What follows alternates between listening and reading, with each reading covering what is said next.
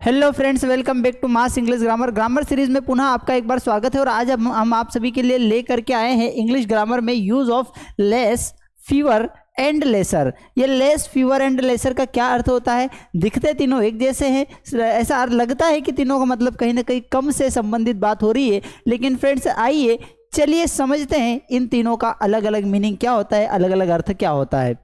चलिए देखते हैं। सबसे पहले वर्ड हमारे सामने आता है फीवर। फीवर का मतलब क्या होता है? पहला वर्ड हमारे पास फीवर है। फ्यू का मतलब होता है कम। एक बात समझ लेंगे, FEW फ्यू जो होता है, FEW फ्यू जो होता है इसका अर्थ होता है कम। और ये जो कम यूज किया जाता है, ये किसके लिए कम किया जाता है? ये यूज किया जाता है संख्या जो काउंटेबल है, जिनको गिना जा सकता है, जो काउंटेबल है। और काउंटेबल चीज़ों के बारे में अगर हम कह रहे हैं कि कम है, ठीक है, तो उसके लिए हम क्या यूज़ करते हैं फ्रेंड्स? फ्यू का यूज़ करते हैं। तो फ्यू का मतलब क्या होता है? कम। और जो संख्या में कम हो, मतलब काउंटेबल चीज़ें अगर कम हो, तो उनके लिए हम फ्यू का यूज़ किया जाता है। ये कंपैरेटिव सेंस में आता है, इसलिए यहाँ पर जो फीवर यूज़ किया जाएगा, फीवर भी कम के लिए यूज़ किया जाएगा। फीवर का मतलब क्या होगा? कम संख्या, या फिर संख्या में कम, संख्या में कम, या फिर मात्रा में कम। ठीक है, किसी की संख्या, किसी चीज की संख्या कम है, तो वहां पर हम किसका यूज करते हैं? फीवर का यूज करते हैं। फीवर का मतलब होता है संख्या में कम। ठीक है, नेक्स्ट अगर हम बात करेंगे इसी तरीके से, तो यूज ऑफ लेस। लेस का मतलब भी होता है कम, लेकिन आपने बच्चा जब सबसे पहले हमारा जो टॉपिक स्टार्ट हुआ था, तो हमने नाउन से कहीं ना कहीं स्टार्ट किया था। नाउन में वहां पर नंबर एक सीरीज पढ़ी थी, जिसमें हमने पढ़ा था कि काउंटेबल और अनकाउंटेबल। काउंटेबल का मतलब होता है जिनको हम गिन सकते हैं, और अनकाउंटेबल का मतलब होता है जिसको हम नहीं गिन सकते। तो यहाँ पर फ्यू का मतलब भी कम हो रहा है, लेस का मतलब भी कम हो रहा है, लेकिन लेस का उपयोग हम कम किसके लिए यूज कर रहे हैं? जो अनकाउंटेबल है, जिनको गिना नहीं जा सकता है। और फ्यू का अर्थात कम, फ्यू का जो मीनिंग होता है कम, किसके लिए यूज कर लेते हैं? जिनको गिना जा सकता है। यहां पर जो लेस यूज किया गया है, लेस का मतलब होता है कम, संख्या में कम, मात्रा में कम। जो थोड़ी मात्रा में, अगर हम बोले कि मात्रा में थोड़ा सा ही है, उसे हम क्या कहते हैं? लेस कहते हैं। ध्यान रखने योग्य विशेष रूप से इसका बात यह है कि इसका प्रयोग हम किसके लिए करते हैं? तो अनकाउंटेबल जो न गिने जा सकने वाली चीज है, जो न गिने जा सकने वाली चीज है, उनके लिए हम क्या यूज करते हैं? लेस का यूज करते हैं। ठीक है, तो यूज ऑफ लेस मतलब जो कम है, जो गिनी नहीं जा सकती है, उन्हें हम क्या कहते हैं फ्रेंड्स? उन्हें हम अनकाउंटेबल कहते हैं। अनकाउंटेबल मतलब गिनने नहीं जा सकते, और अनकाउंटेबल के लिए हम लेस लगाते हैं। जो चीजें गिनी जा सकती है, उनके लिए हम फीवर का यूज करते हैं। आगे हम समझते हैं यूज ऑफ लेसर।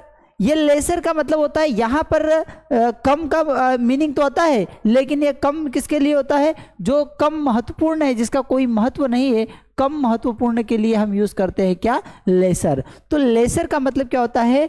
कम महत्वपूर्ण, जिसका महत्व कम हो, उसे हम क्या कहते हैं? लेसर कहते हैं। तो अब चलिए तीनों के एग्जाम्पल्स के माध्यम से हम समझते हैं कि कहाँ पर फीवर का यूज किया गया है, कहाँ पर लेसर का यूज किया गया है, कहाँ पर लेस का यूज किया गया है, और सभी के अलग अलग अर्थ क्या होते हैं। चलिए समझते हैं। सबसे पहले शब्द यूज किया गया है कि fever persons were present in the meeting. एक मीटिंग हो रही थी और उस मीटिंग में बहुत ही कम लोग उपस्थित थे। अब मीटिंग में कम लोग उपस्थित थे, तो यहाँ पर कम का तो अर्थ हुआ है, लेकिन कम किसके लिए यूज किया गया है? गिनी जा सकने वाली चीजों के लिए या न गिने जा सकने वाली चीजों के लिए।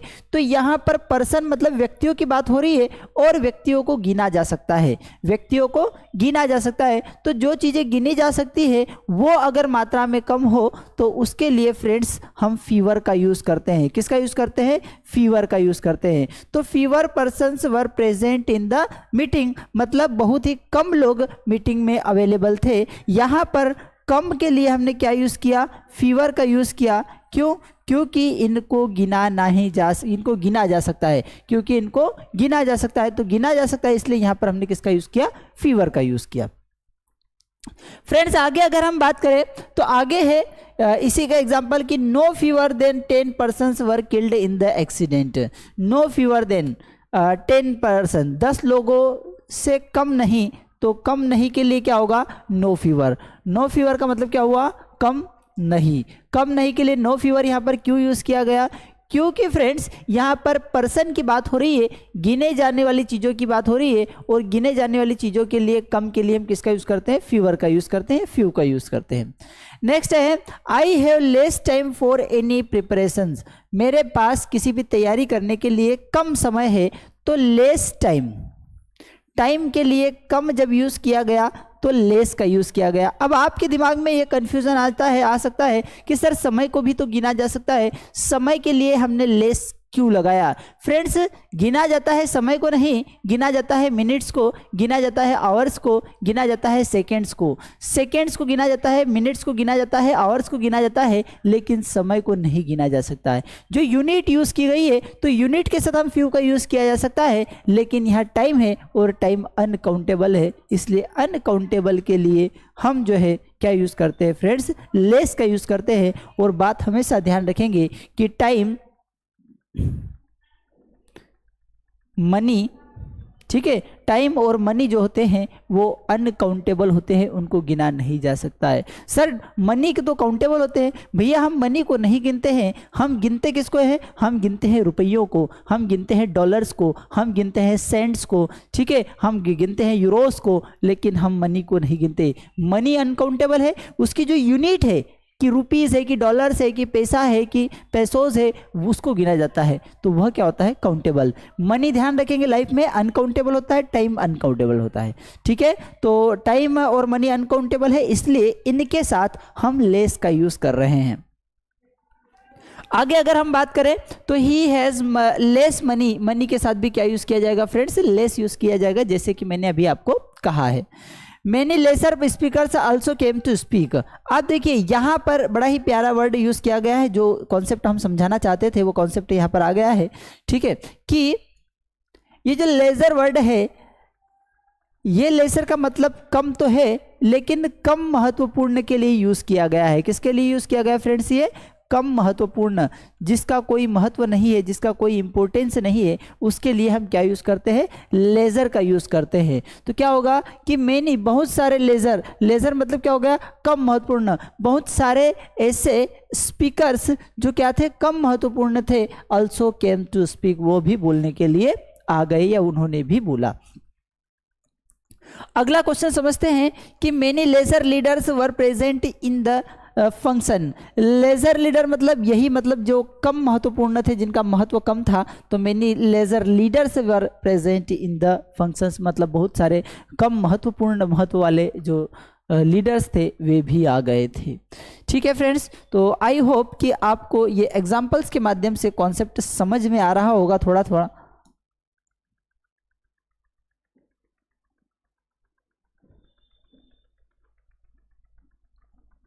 चलिए ठीक है, आगे समझते हैं। शी हैड फीवर कोरस, ये कोरस मतलब जो पीछे गाने वाले लोग होते हैं, जब से एक म्यूजिशियन गाता है और म्यूजिशियन के बैक साइड जो पीछे गाने वाले रहते हैं उनको कोरस कहा जाता है। तो कोरस जो होता है, कोरस भी काउंटेबल है, और काउंटेबल होने के कारण, गिने जा सकने वाली चीजें होने के कारण, इसके साथ हम किसको यूज करते हैं, फीवर का यूज करते हैं। तो she had fewer courses but she also had less energy. और एनर्जी क्या है, एनर्जी काउंटेबल नहीं है, ये एनर्जी अनकाउंटेबल है। एनर्जी क्या है फ्रेंड्स, अनकाउंटेबल होती है, और अनकाउंटेबल होने के कारण यहाँ पर हमने क्या लगाया, लेस लगाया, जबकि वहां पर क्या लगाया, फीवर लगाया। क्यों लगाया, क्योंकि कोरस क्या था, काउंटेबल था, इसलिए फीवर लगाया। एनर्जी अनकाउंटेबल थी, इसलिए लेजर का यूज किया गया। आगे हम बात करें तो we spent less than $40 on our trip. हमने स्पेंट, हमने खर्च किए, वी स्पेंट लेस देन $40, $40 से कम खर्च किए ऑन आवर ट्रिप, हमारी ट्रिप पर। आई होप फ्रेंड्स कि आप सभी को कॉन्सेप्ट थोड़ा बहुत समझ में आया होगा। अगर आप किसी भी कॉम्पिटिटिव एग्जाम की तैयारी कर रहे हैं तो ये जो कोर्स आपको दिख रहा है all in one English grammar course, ये आपके लिए वरदान साबित हो सकता है। इस कोर्स में ग्रामर कोर्स, इसमें लगभग सारी एग्जाम्स को कवर कराने की कोशिश की गई है। टॉपिक वाइज आपको लाइव टेस्ट मिलेंगे, प्रीवियस ईयर के एग्जाम्स के क्वेश्चन मिलेंगे, ठीक है।